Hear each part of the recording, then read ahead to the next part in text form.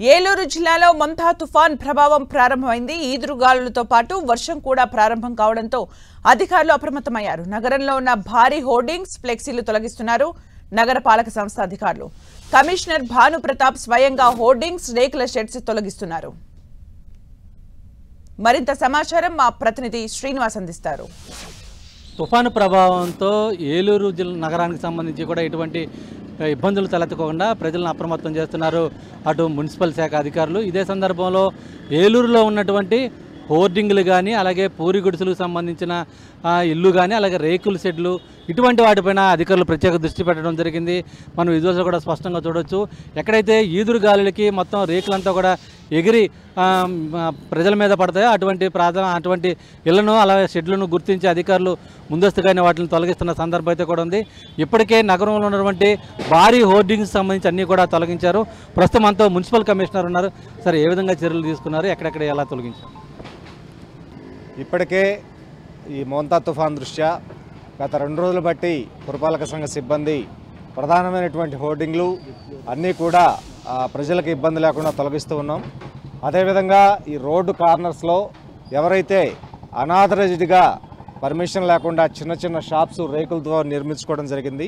ఇవి విండ్ పెద్దగా కనుక వచ్చేపైతే రోడ్డు మీద వెళ్ళేటువంటి 2 వీలర్స్ వాళ్ళ మీద, వెహికల్స్ మీద పడి ఇంజ్యూర్ అయ్యేటువంటి అవకాశం ఉంది. కాబట్టి అలా రోడ్డు కార్నర్లో పెట్టినటువంటి అనాథరైజ్డ్గా పెట్టినటువంటి ఈ రేకులన్నీ కూడా సిబ్బంది ద్వారా తొలగిస్తూ ఉన్నాము.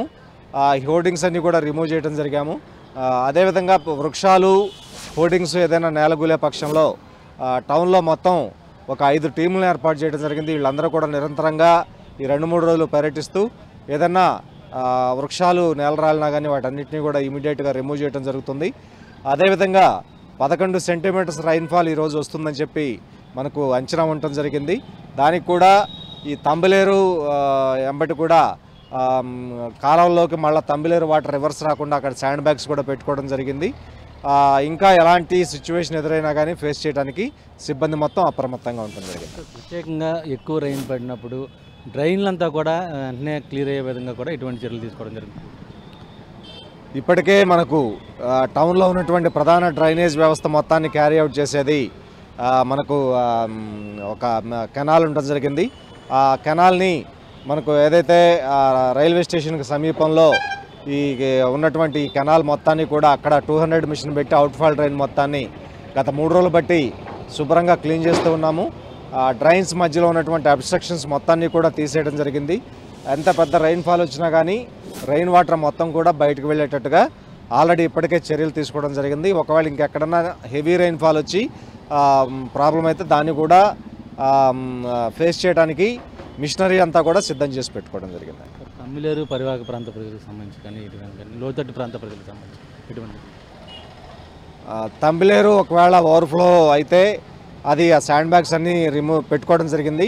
అయినా ఒకవేళ ఎక్కువ లోతట్టు ప్రాంతాలకు వాటర్ కనుక వస్తే రిహాబిలిటేషన్ సెంటర్స్ కూడా జిల్లా కలెక్టర్ గారి ఆదేశాల ప్రకారం రెడీ చేసి పెట్టుకున్నాము.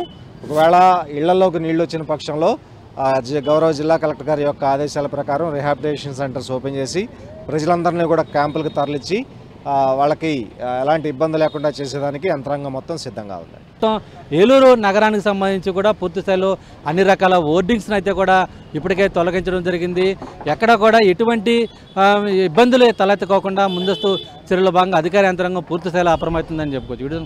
ప్రసాద్తో శ్రీనివాస్ అంటే ఏలూరు నుంచి.